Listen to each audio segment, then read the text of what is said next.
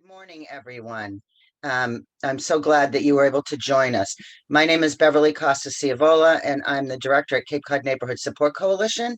And I am, along with Chris Moran, the co-facilitator of the Enough Abuse Cape Cod and Islands chapter of the Enough Abuse campaign. And so I'm just going to give you a little bit of our history.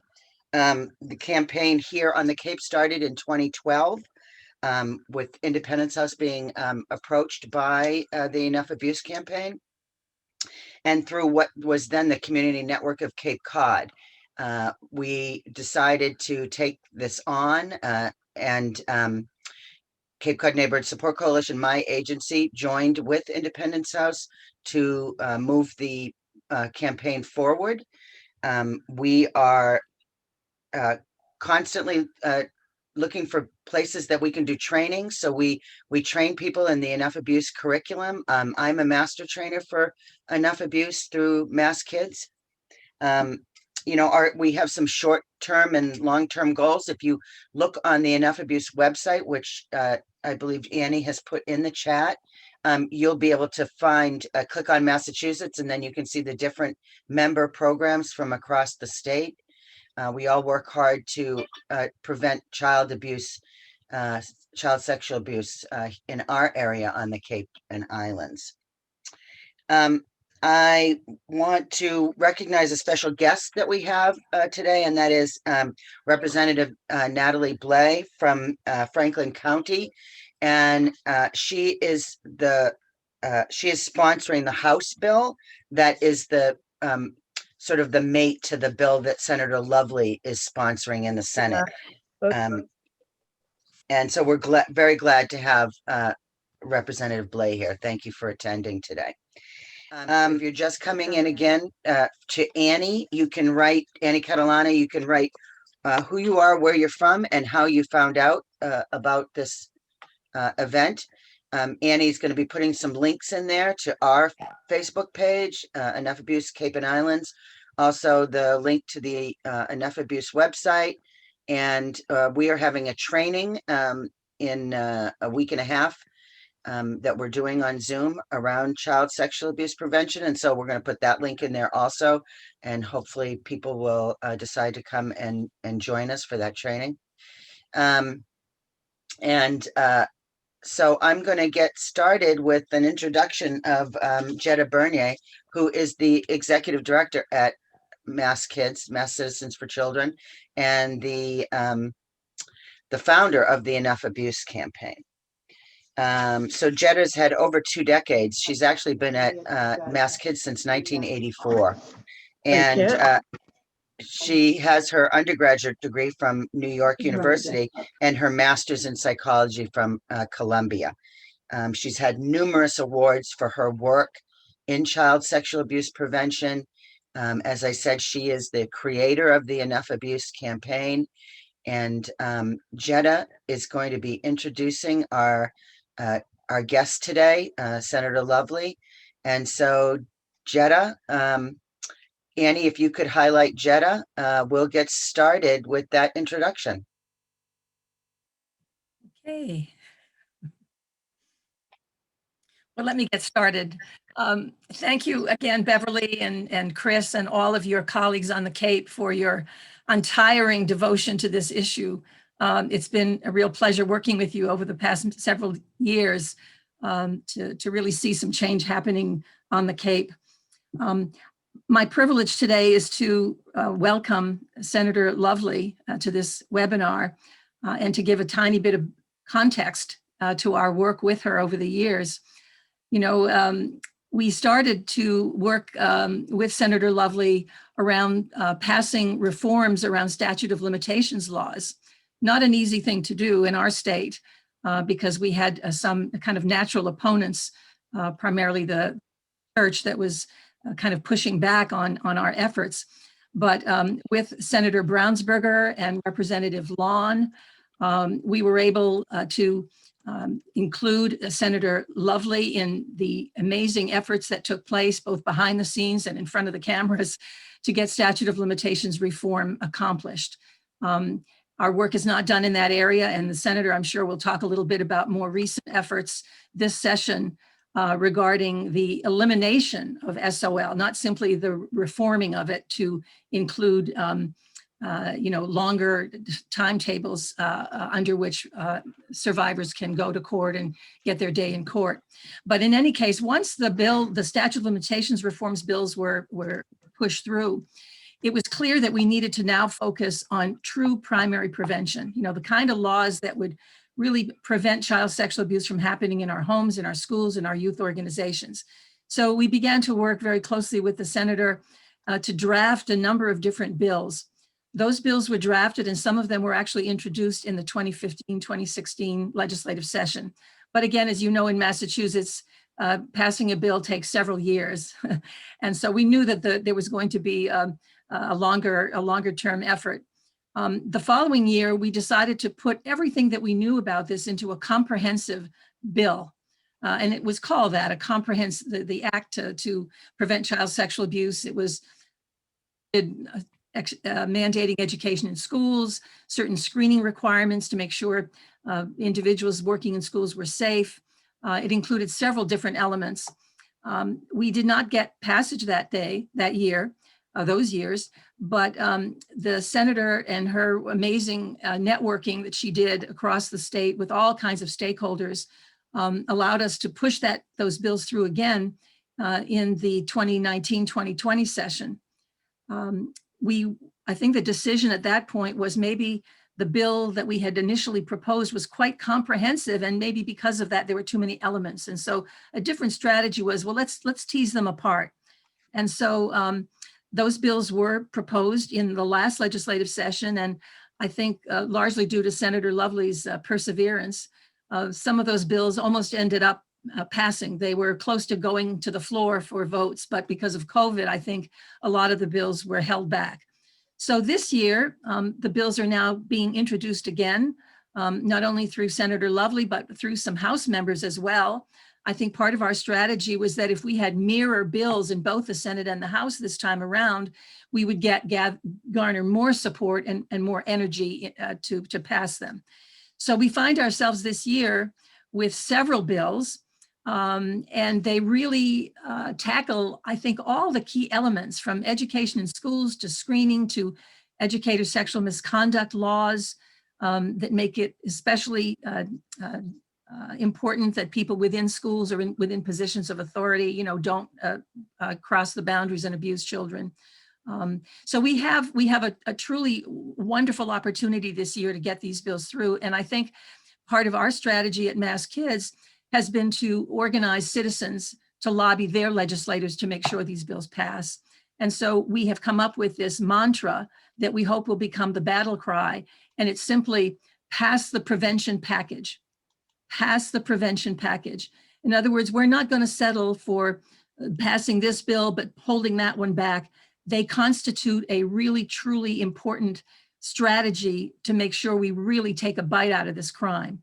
So with that said, I just want to share with you all that without Senator Lovely's incredible perseverance, her dogged approach to this, her outreach to all the different stakeholders, teachers' unions, and all kinds of nonprofit organizations and state agencies, without that kind of real focus, I don't think we would be where we are today. So I think our job today is to get behind her, get behind Representative Blais, get behind Representative Gordon and Representative Lawn and others who are pushing for this package of bills, and make sure that we motivate all of our contacts to contact their legislators and tell them we have to pass the prevention package this legislative session. So Senator Lovely, welcome this morning. We would love to hear your thoughts and your strategies about how we can get this work done. Great. Good morning, everyone. And thank you, Jetta, for that really wonderful introduction.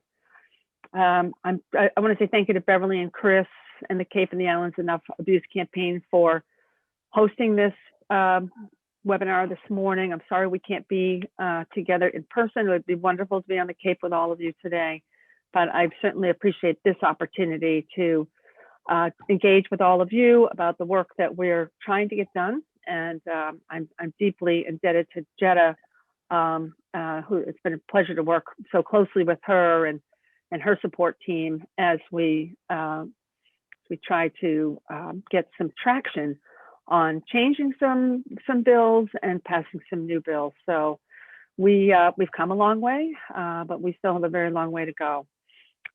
So since I came to the legislature, it's been my mission to provide greater education and awareness on child sexual abuse, because too many children are forced to be victims of sexual abuse because the adults around them just frankly lack the education to recognize the signs or have the resources to do something about it. So we address these problems in several ways in some of the legislation that we have filed. We know this is an incredibly uncomfortable subject to talk about. I bring this up to colleagues. I'm pretty much constantly talking to the Senate President about it, the former Senate President. They know how much this is a priority of mine, how important it is. I look at sexual abuse as really its own pandemic, because we know that 90% of sexual abuse goes unreported. We also know that, according to the CDC, 1 in 4 girls and 1 in 13 boys will be sexually abused before they turn 18. That's 25% of our girls, of our girl population, and 8% of our boys will be sexually abused. I mean, these numbers are just astounding. I just don't understand this, but that's why we're trying to make some real change. And we know that, that kids don't talk. They don't open up. I'll share that I'm also a survivor. I'm almost a survivor of sexual abuse at the age of 6. Myself and 2 of my brothers, from a paternal uncle who came to live with us because he had no place to go, and my parents opened their door to him. That took place over the course of a year. And, by the time it was divulged, which I was the one who divulged it,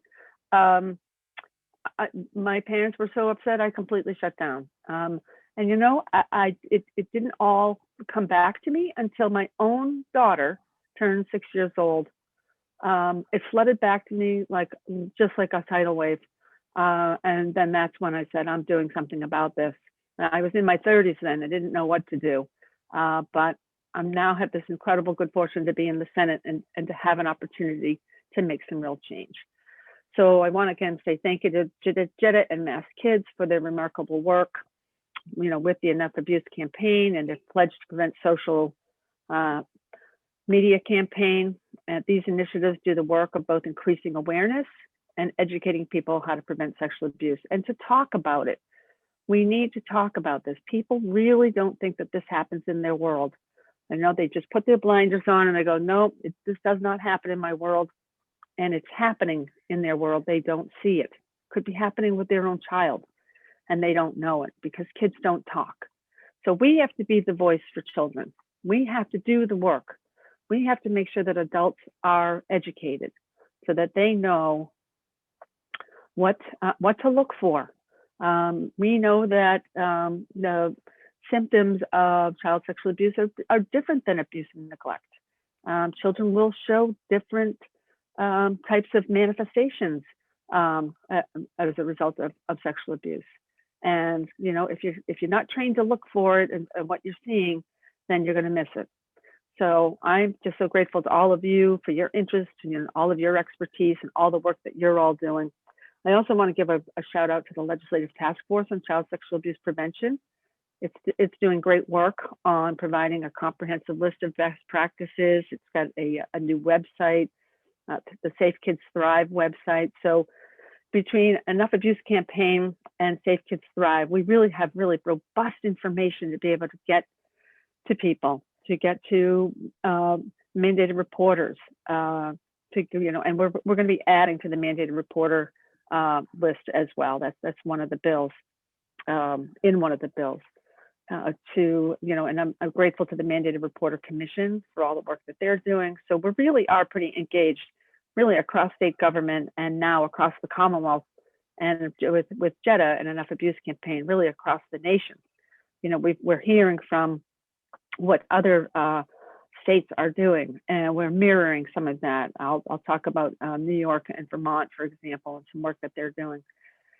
So, back to mandated reporters, the role is integral to the protection of our children. I'm looking forward to the final report of the Mandated Reporter Commission, and we've weighed in heavily on that. So it's my hope to make changes to the statutes that will ensure adhering to reporting requirements, and that we don't have, we have fewer children who are falling through the cracks, frankly. So in addition to the great work that's already underway in the Commonwealth, again, I filed several pieces of legislation that would address various aspects of sexual abuse, including prevention and consequences. And the bills fall into three categories: prevention, accountability, and support for survivors. Some of these bills are new this session, and others, as Jetta has said, I've filed in different format over the last few sessions. But I feel very good about the bills we've put forward this session, and I'm hopeful that we'll see some movement on the issue of child sexual abuse. So clear boundaries are imperative, we know, to preventing abuse. So this bill, SD 2262, would require all schools and youth-serving organizations to have an abuse prevention policy that would outline acceptable behaviors between students and adults. By explicitly outlining these boundaries and boundary-violating behaviors in school, schools and YSOs can set expectations for staff and students. And it also serves as a touchstone for other teachers or staff who may see questionable behavior happening. It creates an environment where adults understand and uphold these important boundaries while still engaging with their students in a meaningful way. But it is as important as it is to educate teachers and staff on appropriate conduct. It's equally as important to ensure students understand what actions or behaviors are inappropriate. That's why the SHIELD Act also requires age-appropriate education for all students. Students, those in elementary and into high school, need to have an understanding of what adults can and cannot do when it comes to their body. This is not only invaluable for preventing child sexual abuse, but also to ensure healthy future relationships. And I know, all of you know this, but we're going to codify this into law. Students must also be told who to talk to should any of these boundary violating behaviors occur. Frankly, a lot of parents aren't talking to their children about this and providing these protections. Some are, but many aren't. So we're going to be doing this at the school level. It's because it's imperative that we start teaching children from a very early age about, healthy, positive relationships. Another aspect of this bill is that it's ensuring all mandated reporters have training on preventing and reporting child sexual abuse. So mandated reporters currently get training on recognizing abuse and neglect. But again, child sexual abuse manifests differently. And so these mandated reporters need to know what the signs are. And we're going to be adding to our mandated reporter list as well. For example, volunteer coaches.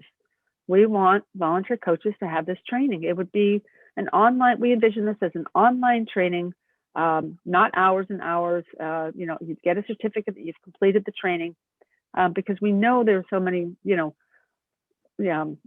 Little League, hockey, basketball, all of the, youth sports, soccer. My husband did all of these with our kids. He was coached for, all the way growing up. I got to sit on the sidelines and really enjoy his opportunity to engage with kids. And we believe that volunteer coaches, especially who are so engaged with so many children, there's an opportunity there. You might be, as a trained reporter, you might recognize something that's not right. And if you're not trained, you're going to miss it. So again, we know that sexual abuse, the signs of sexual abuse differ substantially from other kinds of abuse and neglect. And as a result, a teacher or a staff member, even those who have a close relationship with a student, may miss the signs because they don't know what to look for. So again, we want mandated reporters to have a thorough knowledge of different kinds of abuse. so they can really carry out their duties as mandated reporters. Another important aspect of preventing child sexual abuse is ensuring that those who are accused of sexual misconduct at one school or YSO cannot simply leave and be hired elsewhere. We just saw an alleged perpetrator in a local school system where this has happened, and a student actually took his life when he's out of school. His parents are now pursuing a lawsuit. We know that this is in a handful of other states. They call this pass the trash. And these laws place an affirmative duty on prior employers to disclose allegations of sexual misconduct when asked.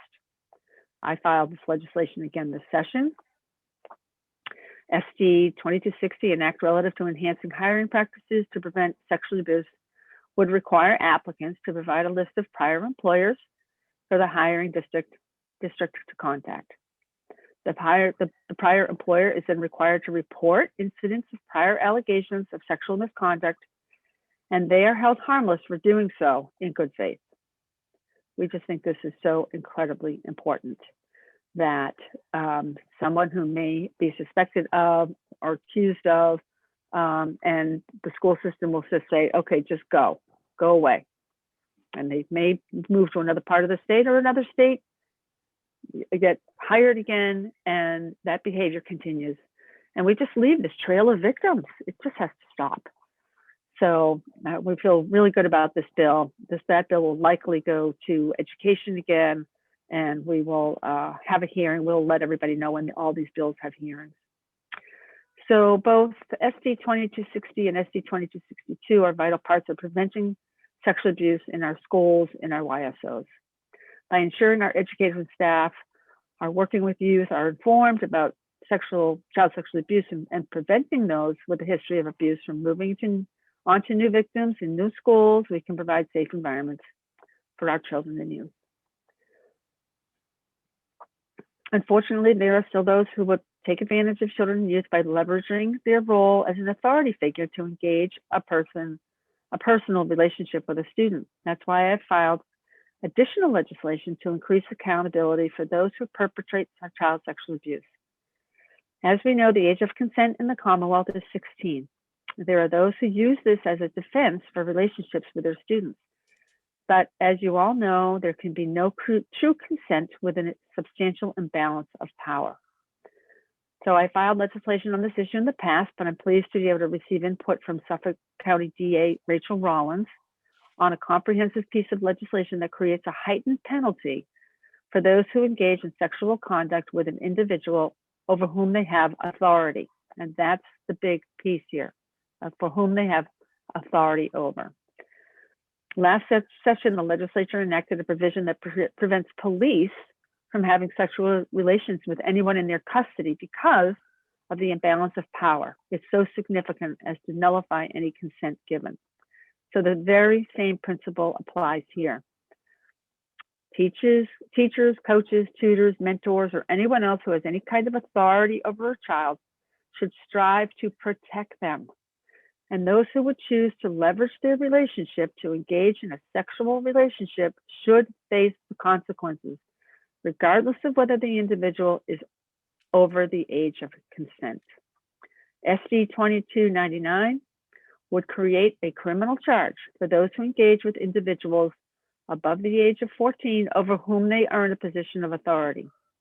It would also create a heightened penalty for anyone in a position of power who commits indecent assault and battery or rape of a child under the age of 14. SD 2300 would allow for civil cause of action against anyone who engages in this conduct. So we are looking at both the criminal side and the civil side for consequences for those who engage in sexual relationships with students, even at the age of 16, who, because of their position of authority over that student. So a few sessions ago, when an omnibus bill, including this provision, was heard by the Joint Committee on Education, we heard multiple parents and a victim, a survivor, really, about their children who were actively engaged in relationships with their teachers. However, because their children were over the age of 16 when the relationship began, they had no recourse. But an adult starting a relationship with a 16-year-old is not an accident. It can take months or years of planning and grooming. And, you know, during that hearing, when I listened to the testimony of these two mothers whose daughters were groomed when they looked back in middle school and junior high, and once they attained the age of 16, these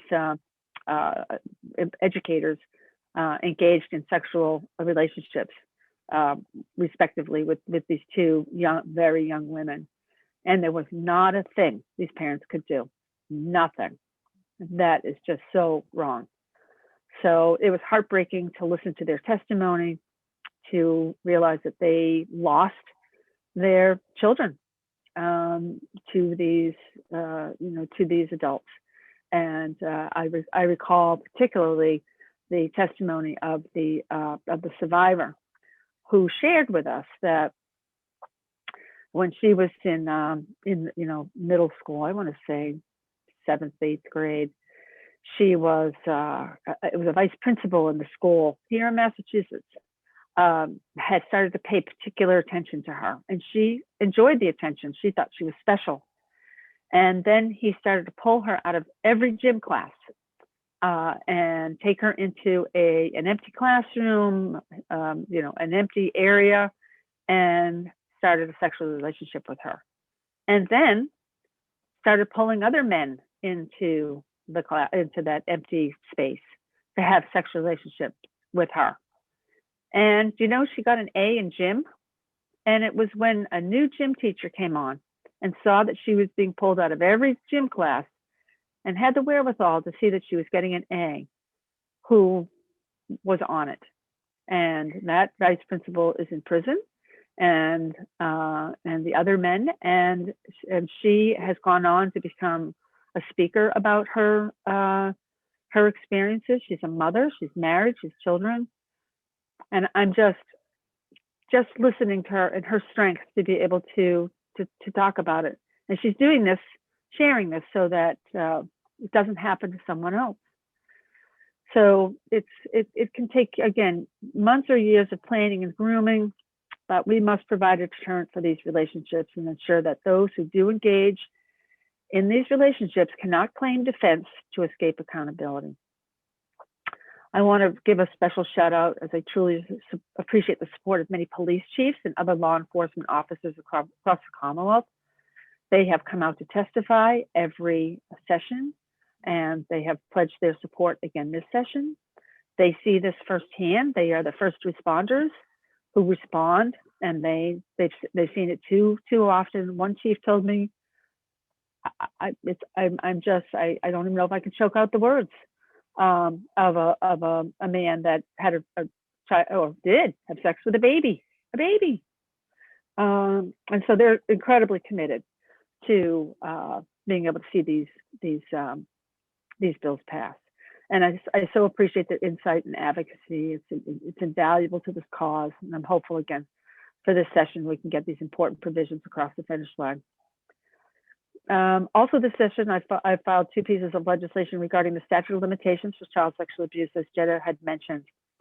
As many of you know, many survivors wait years or sometimes decades before reporting their abuse, and there's a variety of reasons that they wait. Many children take a long time to recognize the conduct against them as sexual abuse, or don't have a trusted adult to report to. In addition, the power dynamics between the perpetrator and the victim can cause many to delay disclosing out of fear. And even in instances where children do disclose, they may not do so to a trusted adult, meaning the people who can help are completely unaware. As a result of all of these factors, the average age to disclose sexual abuse is 48 to 52. People wait a good part of their lifetime where they have suffered anxiety, substance misuse, failed relationships. Some take their lives. And it's no fault, as we know, of a child. being preyed upon, but it's complicated. And again, children don't talk, but adults do. But by the time they turn 48, between 40 to 52, many times it's too late to be able to bring a claim, an action.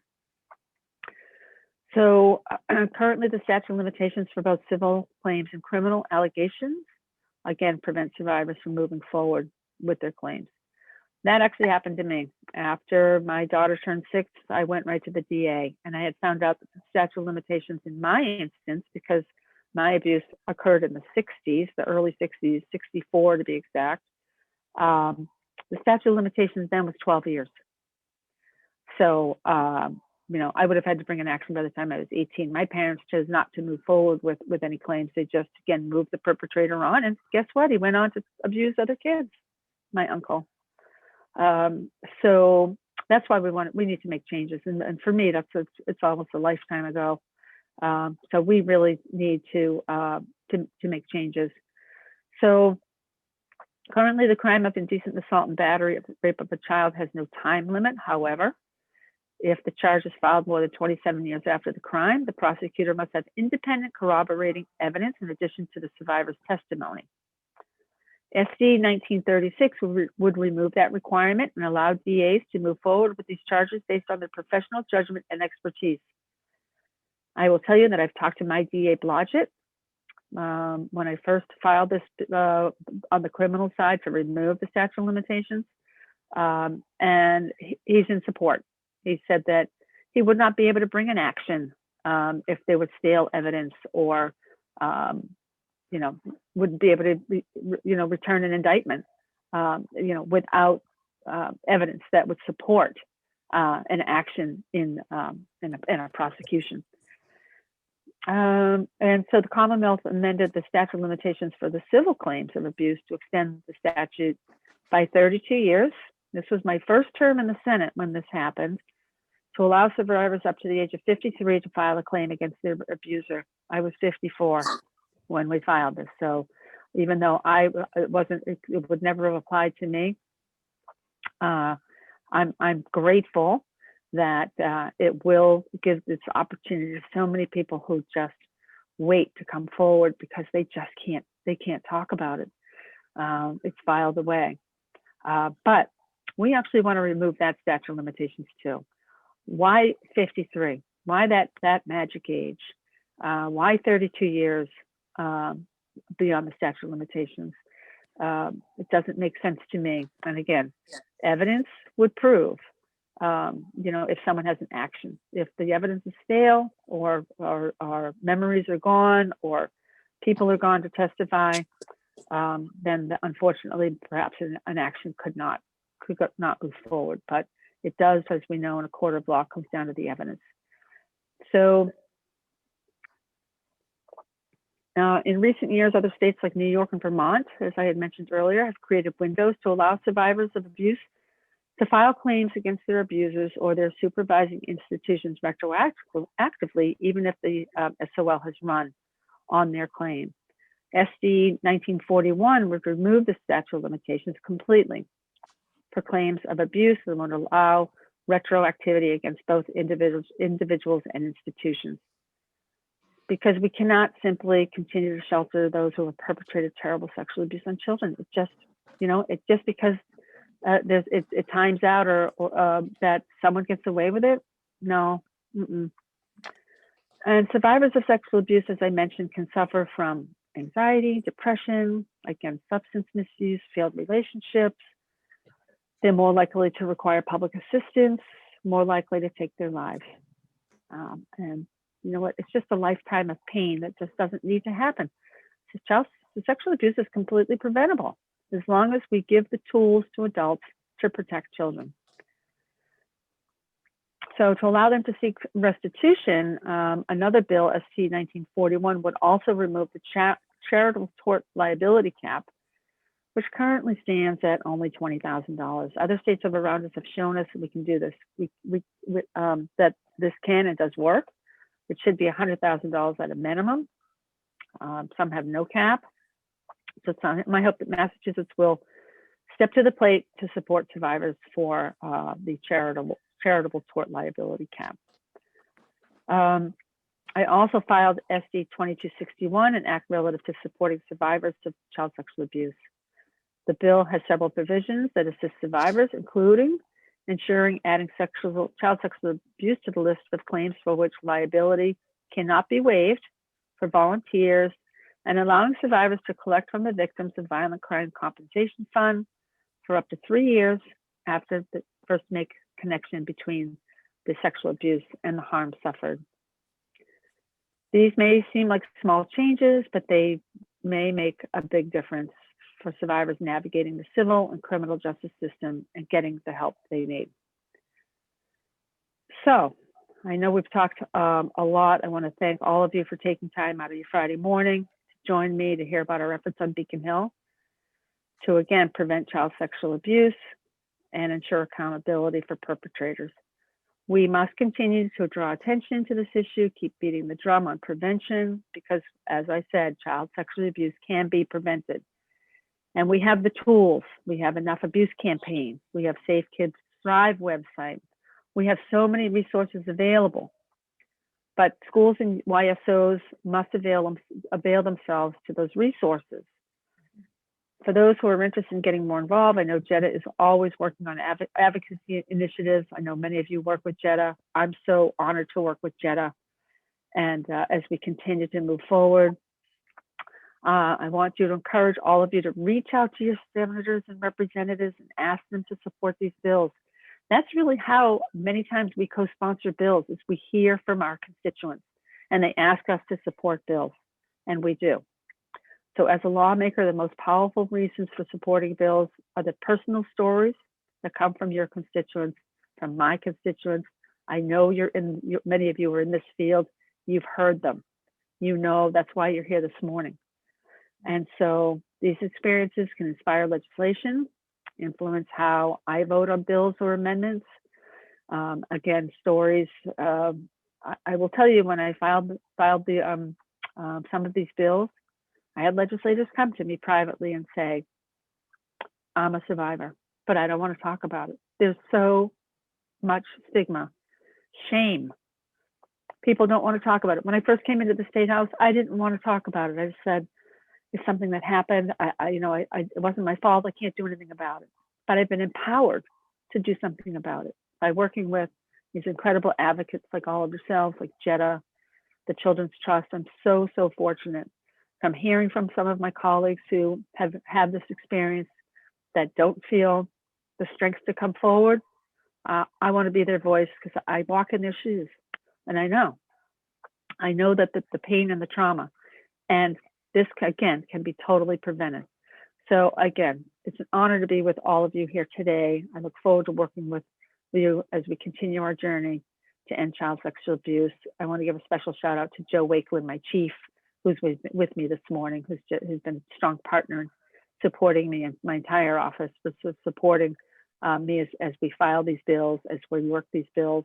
Again, working closely with leadership on these. We got some of this to almost to the finish line last session, but for a pandemic, where we had to pivot to respond to a pandemic. But this is a new session. These are refiled, and I look forward to working with all of you to get this work across the finish line. And again, thank you for your time, and I'm happy to engage in any questions you might have. Thank you. Thank you so much, Senator Lovely, for being here today, for sharing your story, as well as giving some voice to the survivors that aren't here today and speaking on their behalf. And thank you so much for explaining all of the work that you're doing to get this legislation passed. We're all really happy to be with you today. I'll just start with some of the questions we have here.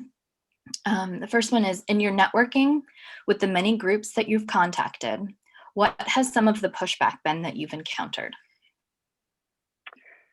So I'll tell you that this is something that I talk about.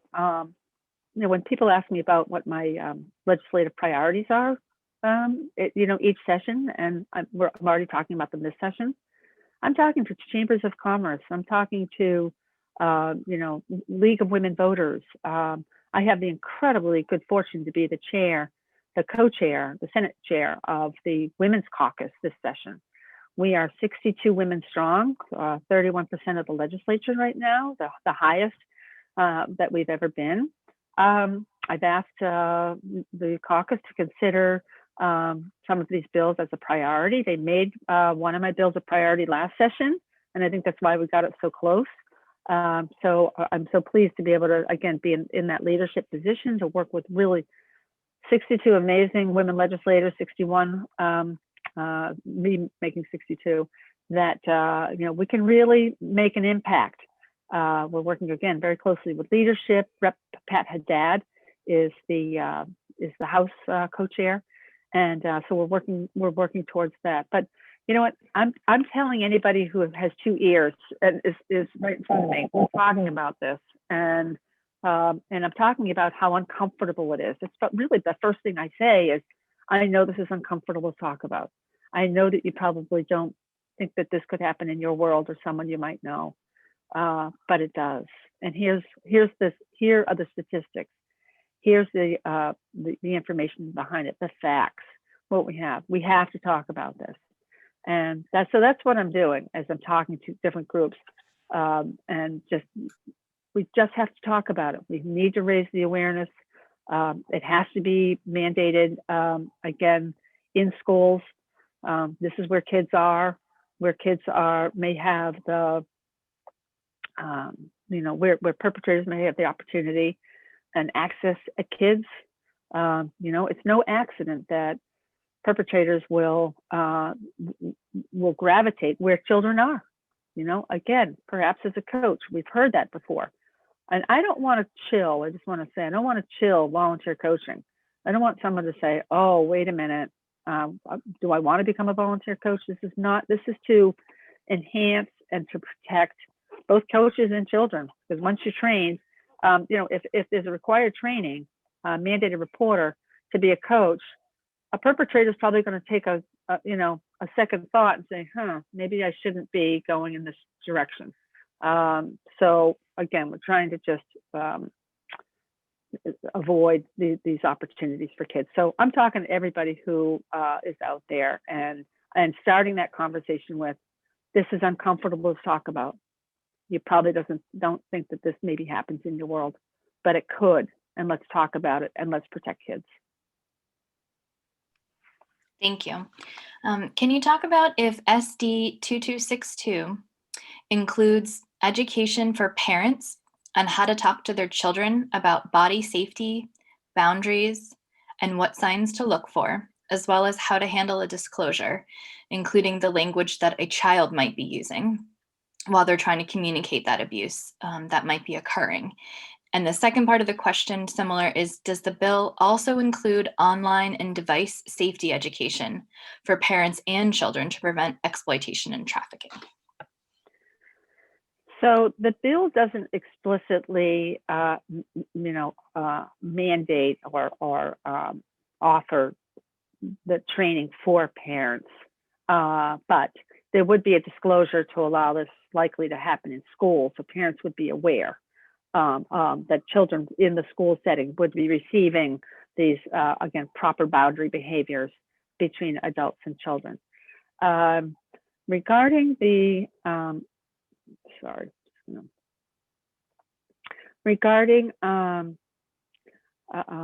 the second question was, remind me again, sorry. Second part of the question. The second part of the question was asking if there's information in the bill about how to talk to children about, and for parents, education about online safety in terms of exploitation and trafficking. Online safety. Again, it's the SHIELD Act is again for schools and mandated reporters, and makes it will make materials available to parents, which we can include online safety.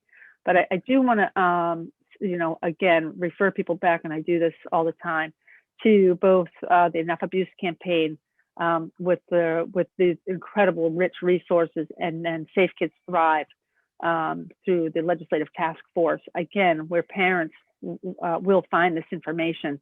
Now, we need to make parents aware of this information, that it's there, and that they should avail themselves of it. but we're starting at the school setting before we go to the parent setting. We're hoping that parents are teaching these kids about what the appropriate touching is, but we also know that that doesn't always happen. But we want to start at the school setting first. Thank you. Another question is asking, what do you think about a statewide media campaign to help break the stigma of talking about sexual abuse? I think it's a great idea. Absolutely. Again, and it would have to be consistent as well, because nobody wants to talk about this. They really don't. You know, I'm going to be reaching out to, again, each legislator this session, especially the new legislators, to make them aware of the bills, to ask what they're hearing in their district about this. I'll bet they're not hearing much, because again, people don't want to talk about it. And that's why we need to raise the awareness and make sure that this is being talked about, that it's being a bit more normalized to talk about, so that, you know, people aren't so squeamish and you know, about it. You know, again, we just need to, you know, root out the perpetrators, and if we're talking about this and the people are aware what they're looking for, we'll be able to do that. Can you please clarify, you made a reference to in the bill of changing the amount that children or families can access from victim compensation funds. Can you just clarify if right now child sexual abuse survivors are or are not able to get funds from the Crime Victims Compensation Fund? They are not. I'm sorry, they are. Sorry, I had that wrong. They are eligible, but the $20,000 we believe is just it's pitiful. It's just a lot of people don't know that they're eligible for it. We need to raise it. Many other states have done this, and we just need to again just be able to raise that compensation fund so that people are. Sorry. Okay. Can you? Go ahead. Okay. Can you talk a little bit about people are asking what they can do individually in their communities to help move these bills forward? Can you talk a little bit about that? Yes. Yeah, so again, I would go back to contact your state rep and your state senator. Let them know how you feel about a bill. Ask them to co-sign on the bill. Ask to meet with them. You know, we meet with people all the time. I actually met with a local mom. She's not in my district, whose son suffered a child-on-child incident, and we were able to provide her with some resources so that she was able to, you know, he's in counseling, and I think I want to say they were like 8 or 9 years old. But as a result of that, the perpetrator child has been found out was sexually abused.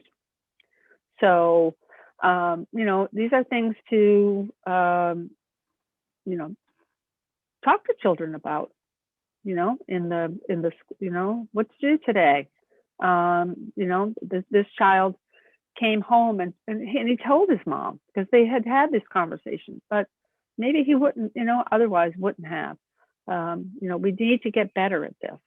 And as a result, that the perpetrator child, same age, young, 8, 9 years old, found out that he had been being abused. And so they were able to break that cycle right there. Break that cycle. Because who knows how long he would have been continued to be abused.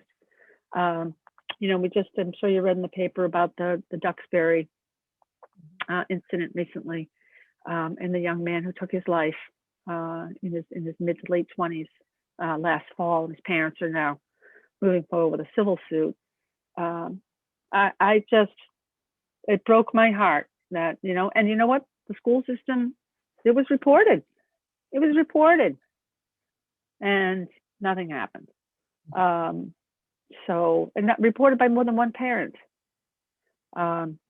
again, allegations, these will be vetted out in a court of law. But I looked at that and went, yep, there's another one. We recognize this, as trained individuals, you could recognize, these incidents. I want to reach out to those parents and just express my sorrow and condolences for the loss of their son, who suffered. That young man suffered greatly to take his life. So again, I'm not sure if I'm answering the question because I know I'm going off on a tangent, but and Jetta's raising her hand. Go ahead, Yes. Jetta. Oh, if I could elaborate on that question about what can people do. Lindsay on my staff, I'm wondering if you could put in the chat the link to Citizens to Prevent Child Sexual Abuse, which is a section of our website, which Actually, Beverly just shared the link a little while ago. I sent it to her and she shared it with terrific. everyone. Terrific, because I know that it can get to be crazy with all the different numbers. And so what we've tried to do in this website is to identify each bill, who sponsored it, what was the history of that bill, why is this bill critical to pass, a lot of the background information. It's just the place we need to go, what's happening.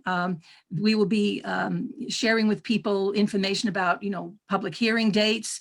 If they would like for us to talk to local media, we're happy to do that. If there are groups that would like to sponsor additional webinars like this, we're happy to coordinate that. So we're really trying to build that citizen base, all of those voices that can go to the legislators and ask them to add their name to the bill. That's the first thing. But then, of course, the bottom line will be how to pass this in the first place. The other thing I want to talk in terms about strategy is that in another probably several weeks, MassKids will be issuing a national report. It's called Child Sexual Abuse Prevention Legislation in the States, a resource for policymakers and advocates.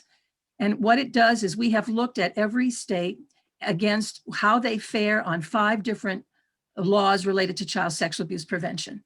The ones that you've mentioned, Senator, the education of kids in schools, the screening of employees, the educator sexual misconduct. Anyway, there are a number of these bills, and it's interesting because if we created a states at a glance, it's a 2-pager, and it has all 50 states and then all 5 laws on the top. And there's some good news and some bad news in that, because, for example, on education in the schools, there are 32 states plus the District of Columbia that have actually passed legislation around that education in schools, but only 14 states actually require that both the adults and the children get educated.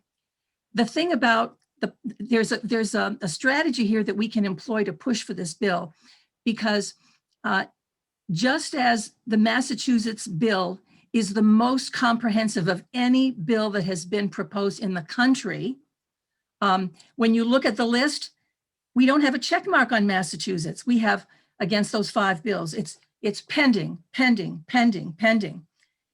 The reason that it's pending is because we tried to do the most comprehensive thing. And so it was easier. It was for other states to get legislation through because they were very piecemeal. Okay. Yeah. So, but I think that that's a strategy that we can use. We need to tell these legislators, don't we want Massachusetts to be among the 33 that have passed this legislation? Back in 2015, we would have been on the cutting edge, but because we couldn't get the bills through, now we're kind of Johnny come lately. So strategy wise, we might want to take a look at that. Also, when you talk about the pass the trash thing, there are 11 states that have passed legislation. But if you look at the different provisions that should be in that bill, only Pennsylvania really meets the criteria. And Massachusetts bill that you're sponsoring, Senator, would be the second state to meet all those things, which means things like, are we asking certain questions about past misconduct during the interview process? Do we say that the schools must contact other schools to get information if a person worked with children before? Our bill basically prohibits confidentiality agreements. Only 5 of the states have that provision. So the point is that, and also the notion of aiding and abetting an employee involved in misconduct from doing a job in another school. There are only 4 of the 11 states that have that in their law. So here again, we are on the cutting edge. What we have been proposing is comprehensive legislation that I think will be a model to the rest of the country. So when this report comes out as a national report, we're going to see states taking a look at what can be done. And we have made recommendations in this report on each of those pieces of legislation. And if you read those criteria, hits every one of them. So we have a lot to be excited about. I think we are a national model, but we've got to get to the finish line. That report will be shared, by the way, with the media. We hope that there will be a kind of an exclusive so that there'll be a buzz, hopefully, in the Massachusetts media. There'll also be national media about this. So anyway, I'm just always looking at strategy. You know, how do we do that? And so I have a question for you, Senator, around that very issue. The biggest question in my mind is, if we talk about passing the prevention package, we're not really talking about SOL, because SOL is not truly a prevention strategy. I mean, one can argue that it would prevent future abuse. But my question is, do we put all of this in one basket and run the risk that the opponents of statute of limitations, ideally the Catholic Conference largely, are going to basically throw the baby out with the bathwater? Do we have two strategies? How do we do that? Yeah. So, you know, Jetta, thank you so much. And thank you I look forward to seeing that report. That is enormous information and a real tool towards our strategy. You know, we had filed several of these bills together in an omnibus bill. We pulled them apart this session, and they're separately filed because we recognize that the SOL bills are a much higher push. That's like climbing a mountain. I don't understand why, but it is. So we pulled those out and filed those separately, and we will push those on a separate lane, if you will, as we push these other bills. And so, you know, that'll be part of our strategy, is to, again, awareness to our legislators. Please, through their constituents, that's who they're listening to. If they think this is a priority, you know, then they will listen. You know, there was another bill I want to bring up, or another issue. I haven't filed a bill on the Senate side, but I'm going to. And I haven't talked to. This just came up really late last session, and we're still waiting on language. There's a placeholder on the House side, but we don't do placeholders on the Senate side. And so we'll file this when we have the language. But this is to ban child sex dolls, because you can buy a child sex doll on the internet. And so we think that's pretty inappropriate, horrifying actually, that you could buy a sex doll and it's a child, the likeness of a child. So we're going to be filing that legislation as well and ban that here in Massachusetts. When I heard this, I was just absolutely horrified to think that someone could purchase that toy, if you will, that sex toy. And we don't want that to happen in our state. So we're gonna file that as well. Just waiting on the language to get that done. Now that's a bill that people will pay attention to. They'll go, what? What do you mean you can buy a child sex doll? And so we're gonna actually also have that bill not lumped in. It'll be a separate bill, but this is what we're talking about. That someone could actually buy a child sex doll, a sex toy. Stop it. No, absolutely not. Not in our state. So we're hoping to have that as be part of the dialogue, and then say, but this is the other bills that we're also working on for prevention and for education. So we're at the beginning of the session. As you can see, these bills are Senate dockets, so they're being filed into committees. We anticipate they'll go into the SOL bills will go into judiciary. The school bills, you know, education bills will go into education. It's possible some may go into public health, and it's sometimes it's unusual, but sometimes the House and Senate will put the same bill but into separate committees, different committees where they're heard. We recognize as something that we did learn when we did the comprehensive bill a couple sessions ago, that because we had included SOL in the education piece. The bill went to education, but the SOL never got heard because it never got that over to judiciary. So that's why we've teased them out. So they go into the appropriate committees, get the appropriate attention there, and we work with those chairs to get them again to, maybe another committee or to the floor. But the Senate president actually, again, knows how important this is. All of my colleagues know how important this is. And the Senate side will be continuing to speak to House members. And again, the biggest thing is to have constituents contact their legislators. Great. Can you just share with us maybe a timeline if you have one? So if people want to reach out to their constituents, or if the constituents want to reach out to their legislators, or if they want to do a social media campaign or anything like that, what kind of time frame are we looking at, if you know? So bills are again, the committees are underway. They are holding hearings, and bills are being filed into all the respective committees as we speak. We are, the hearings will take place. We are a 2-year session.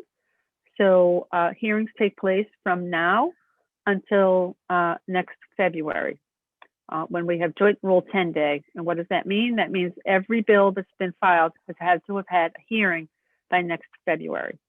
If a bill has not been heard, it gets an extension order. And it can extend it to the end of the session, which is at the end of July. But just a little under 7,000 bills got either filed or refiled this session. So hearings will be happening definitely remotely. The State House is still closed to the public and staff. We've been remote since last March. And so hearings will be happening remotely. Some committees will do actual remote hearings where you can go in and testify. Some committees may take testimony only. We have a limited capacity. We have 42 committees, but can only hold 3 hearings per day. So can you imagine judiciary gets over 1,000 bills itself. It would need many hearings to get through all of its bills. So people can send again, contact your legislators. You could call them. Email is a great way to do this. And Jetta, I want to talk to you about maybe we should do a mass email campaign. That might be really helpful, where people will go to your website, they fill in their information, and an email automatically generates to every legislator. Which in my office, we record we have a constituent system where every constituent contact gets recorded in there, so we can follow and track bills to see where people's interests lie. And I'm going to make a strong assumption that every office does as well.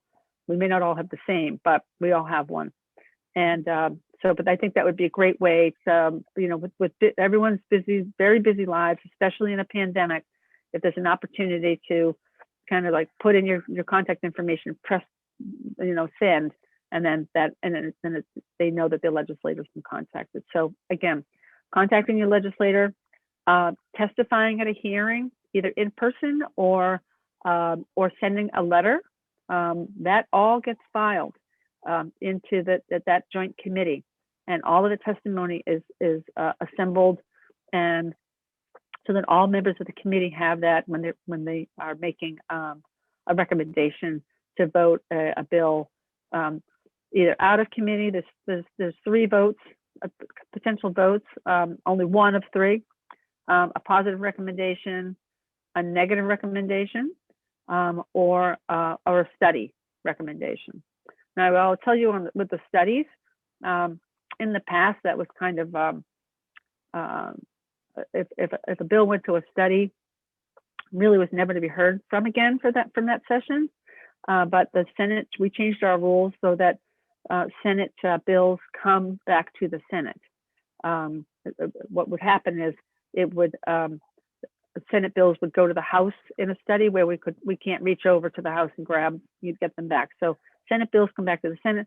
Even if it goes to a study, we can ask to have it brought out of study to continue working on it. There's no reason why, if it's gone to study, that we can't continue to work on it on the Senate side. So we've done that to allow us, again, to work on our bills throughout the whole session. So I hope this kind of been clear. So contact your legislator, testify at a hearing, send written testimony. We can make sure we can let you know when these bills are coming up for a hearing.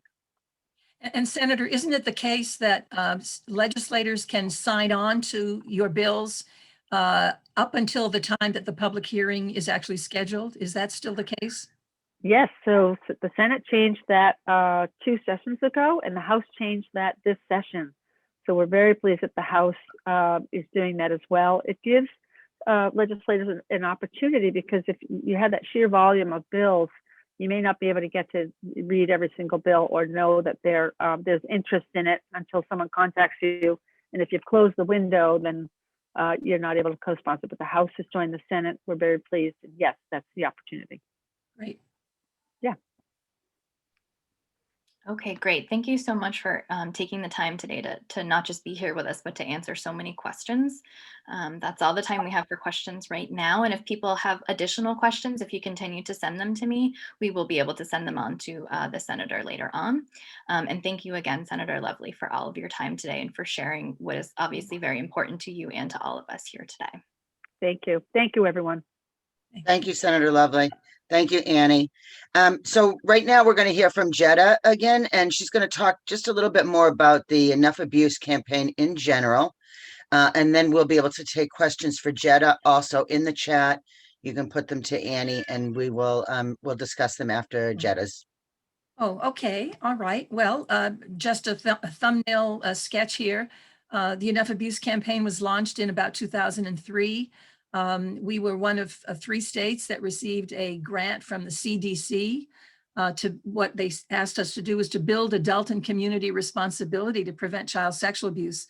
They were concerned at that point in time that most of the focus on prevention was focused on little children, to basically talk about good touch, bad touch, stop the abuse, go tell somebody. And they felt, where are the adults in this equation?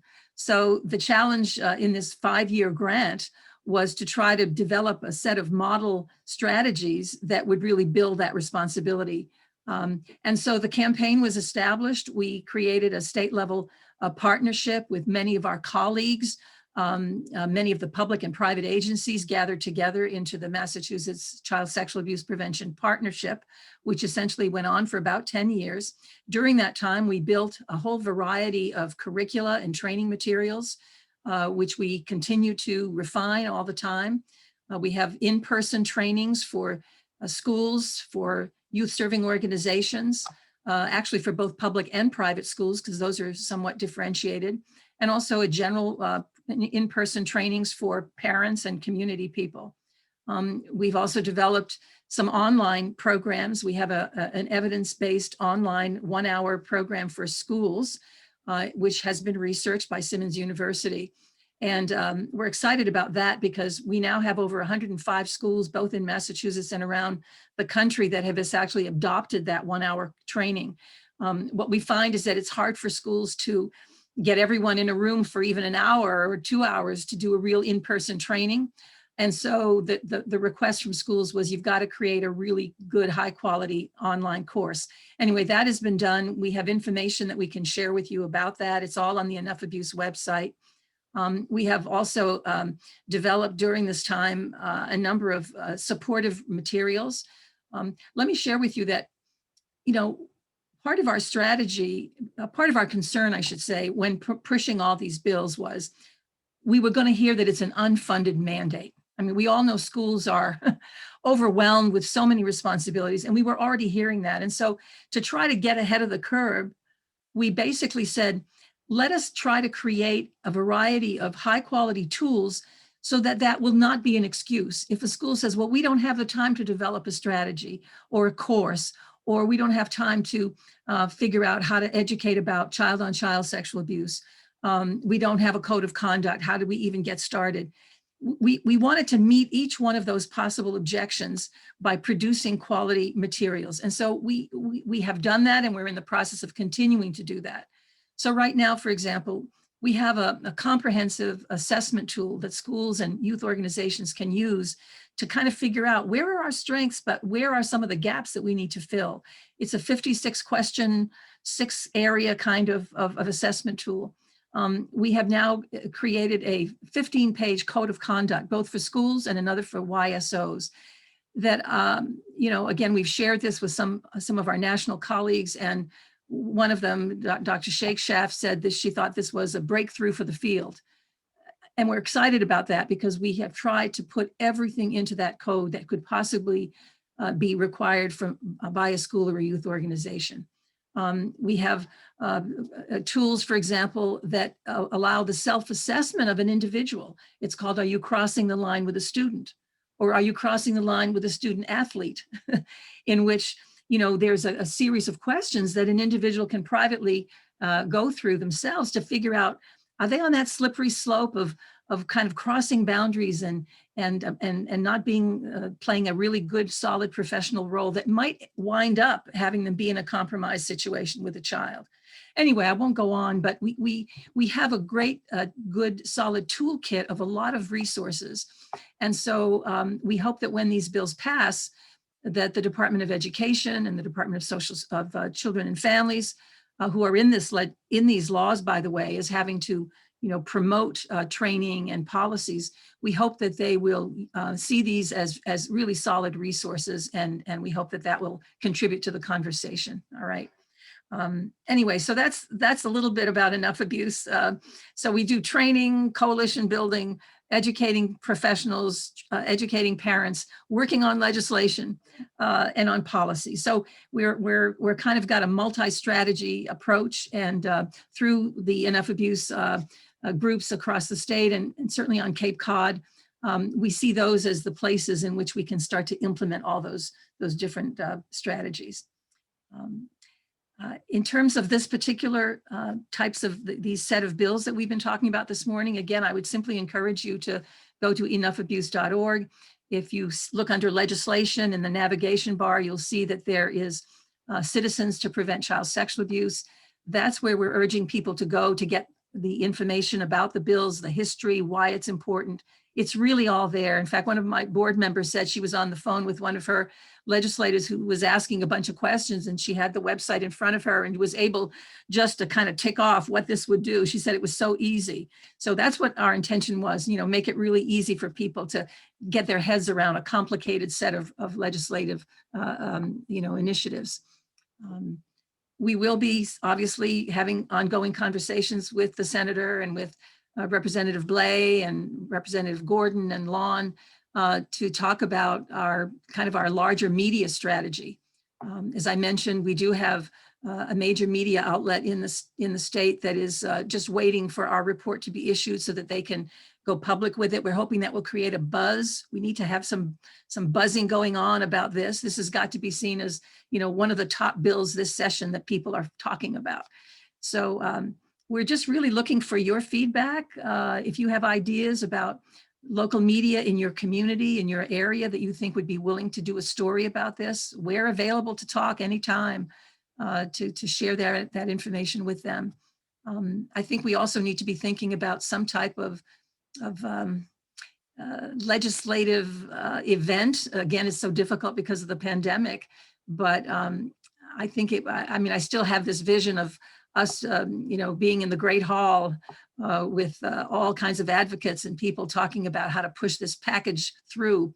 That may not be possible, but we'll have to see how these public hearings go. Anyway, I'll stop there. I don't know if there's anything more specific, Beverly or Chris, that you wanted to cover. No, I think that's good, Jetta. Mhm. Yep. If anyone has any questions, you can send them to Annie. Annie, do you have any? I do. Yep. Thank you, Jetta, for being here today, for all that you do, and for talking with us. The question we have so far is, can you talk about how the Enough Abuse campaign reaches out to parents to educate them on prevention? Right. Well, we were able to do a number of community trainings, and we have a basic curricula. And what we have done, not only in Massachusetts, but in other states, is to create these training of trainers. People like Chris and Beverly and others have been trained in the curricula, and they can then go into their community and educate parents and, schools and YSOs. but we knew that we were never going to get to the audiences that we wanted to quickly enough. We all have few resources, few staff. And so a couple of years ago, we created something called the Pledge to Prevent. So if you go to pledgetoprevent.org, you will see that we now have a unique online social media campaign, which has a very clear set of specific goals. Number one, we believe that the awareness about child sexual abuse is really very, very broad. We know that through some of the random digital surveys we've done with all the high profile cases that are in Massachusetts as well as around the country. You have to be living under a rock not to know that this is a big problem in our country. Okay, so we feel the awareness is there. So we want to move away from or go beyond, I should say, doing general awareness campaigns. What we believe needs to happen is that people need to be supported with education to be able to then take specific, preventable, measurable actions in their homes, in their families, in their communities. The Pledge to Prevent has about 25 pledges, and they're in different categories. So if you're a learner, you have maybe 5 or 6 pledges you can go to. For example, I want to talk to my 5-year-old child about body safety and privacy. Okay, we've got some tools to do that. They would select that pledge, and then within a few minutes, they get an email that says, "Thank you for taking the pledge. Here are 3 links to resources that will help educate you so you will feel comfortable and confident in carrying out your pledge."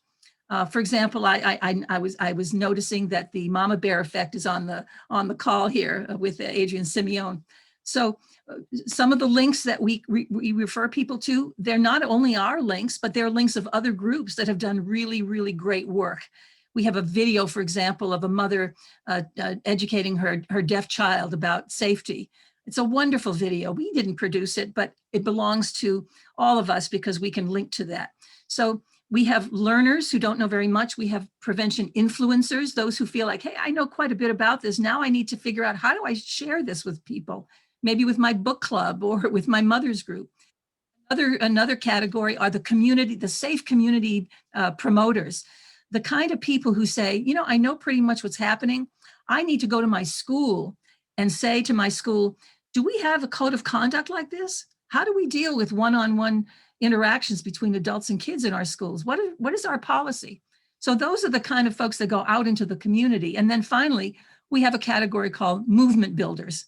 And these are the people who would go to their state rep or senator and say, here's a piece of model legislation. How come we don't have this in our state? What should we be doing? So in other words, there are a number of different activities or prevention actions that anyone can take, no matter who you are. You can also show your hand and take a stand. A lot of people upload their photograph. They write enough in it, as a kind of a testament to the fact that they're part of the movement. And so if you go through the photo gallery, you'll see that there are survivors and Kappa Delta sisters and architects and doctors and survivors, and people identify in a couple of words who they are. So when you see their picture, you get a sense of the kind of scope of individuals who can be part of the solution. There are organizations that we are looking for prevention partners for the pledge. We have about 11 organizations, national groups that have added their logo to the pledge. You'll see that on the bottom of the homepage. And basically, they've made a commitment to share the pledge, to promote the pledge within their own networks. If you go to the map of the country, and you can see every state, and if you put your cursor onto Massachusetts, we'll see that we've probably got about 400 pledges that have been taken so far. California might have 100. The point is that we need to build those numbers in Massachusetts. We need every state that has pledges gets more and more orange. And so what we want is Massachusetts to be the most brilliant state on the map, because we have the most number of individuals who have made the commitment to take the pledge. Okay. So anyway, that is there. It doesn't cost anything. We encourage organizations to jump on board. Just call us. All it takes to be a pledge partner is to simply agree that you will promote it. We've actually just changed the logo of our Pledge to Prevent because we wanted it to be a separate logo separate from the Enough Abuse logo, because we're essentially believing that we need to give the campaign away. This doesn't belong to Mass Kids. It doesn't belong to the Enough Abuse campaign. We may have created it, but the only way it can be successful is if everybody takes ownership of it. So we encourage you as an organization to go to Pledge to Prevent, take a look at it, and be in touch with us if you would like to get a package of information about the kinds of posts that you can put up on your social media sites, that type of thing. So anyway, there's so much to share, and I appreciate the opportunity to be able to get all of this out. I'm very excited about all these options in front of us. Thank you, Jetta. So there's a request in the chat, and I think this would apply to you, Jetta, with the Enough Abuse campaign, as well as Senator Lovely in her office. Do either or both of you have a Twitter handle that you would like to share so people can use that as part of reaching out through social media? Yeah, Lindsay, can you? Beverly actually just shared our Pledge to Prevent on Twitter. We're at Pledge to Prevent, and we're also Enough Abuse campaign on Facebook and on Instagram. And Beverly just shared those links as well. Thank you, Lindsay. Great, thank you. Those are all the questions that we have. Great. Great, thank you, everyone. And we will follow up with some of these links. Those of you that have signed up for today, we will send out another email. I'm not sure exactly when, but we'll put all these links and also any answers to additional questions that you may have had for Jetta or for Senator Lovely after this event is over. So please feel free to reach out. I've put the Enough Abuse email address in the chat, as well as mine. Chris, do you want to put your email in the chat too? And so again, I just want to thank everyone for being here and thank Jetta and Senator Lovely. I want to point out our Enough Abuse steering committee members here today. As I said, Independence House, Chris Moran co-facilitates this initiative with myself from Cape Cod Neighborhood Support Coalition. We have Annie Catalano here from, is it Yarmouth Police Department, Annie? Yarmouth Police Department. Susan Whaley, Brooke Eaton, Michael Medeiros from The Mentor, and we have Sharon Durak is our administrative help from Cape Cod Neighborhood Support Coalition. We have Terry Ann from the Family Resource Center is also on our steering committee. Am I missing anyone that's here? And we would love to have any of you come on board and help us with this campaign. We have a training coming up on the 19th. I did put that in the chat also. A flyer will be going out, and that'll be another thing that'll be sent to all of you. Michael Medeiros and I are going to be doing that, and that's for anyone, family. It's around what can you do for prevention in your family and community, and it's part of the Enough Abuse training curriculum. Michael and I are two master trainers for the Enough Abuse campaign. So not only can we do the workshops out in the community, but we can train other people to do the workshops out in the community. So if you're interested in being someone who promotes this work through providing workshops to your groups or church or wherever, reach out, Beverly at capecoalition.com, and we can once we get some numbers up that people that want to get trained, we will most certainly do a training. And so I want to again introduce Chris Moran from Independence House. She's going to close out our event here today. So thank you, everyone.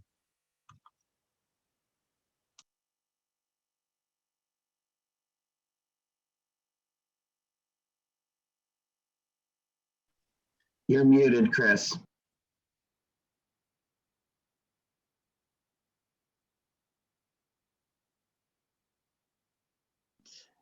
Okay. That's why they put me last, so I wouldn't make so many mistakes. Anyway, I'm just in closing, wrapping up. I can't say it enough. Please urge you to contact your legislators. It's been said over and over again. This is an epidemic. We need to talk about it. And we hope that today is the start of is actually bringing up, doing these conversations.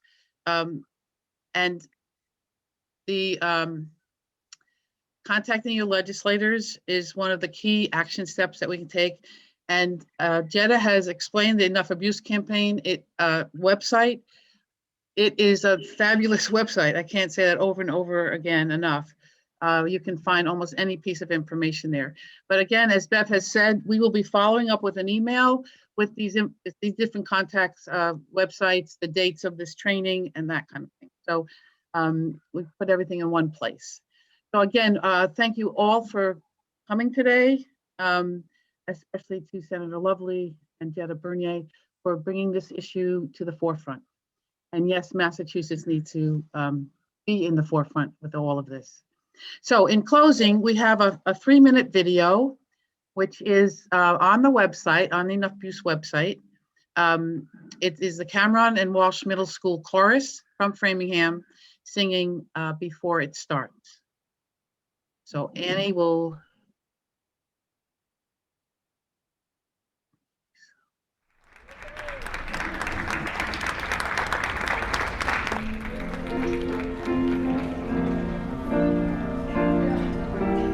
Every child contains a seed of promise, pure and bright. Let's help them grow, we're all agreed, and love can bring us light. Why can't we cherish every child? They need our love and care. They treat us with such trusting smiles, to protect them from despair.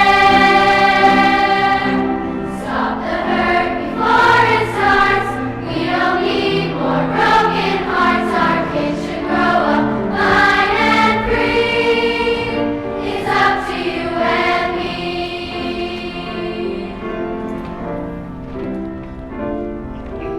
We can make the future bright by what we do right now. Our children's dreams can't take flight, so let us take this vow. Work in our communities, we'll reach out everywhere. We'll seek out opportunities with love and hope and care. Stop the hurt before it starts. We don't need more broken hearts. Our kids should grow up fine and free. It's up to you and me. Lifting your hands and open heart. Together we can rise above, rise above. Stop the hurt before it starts. We don't need more broken hearts. Our kids should grow up fine and free. It's up to you and me. Stop the hurt before it starts. We don't need more broken hearts. Our kids should grow up fine and free. It's up to you and me. It's up to you and me.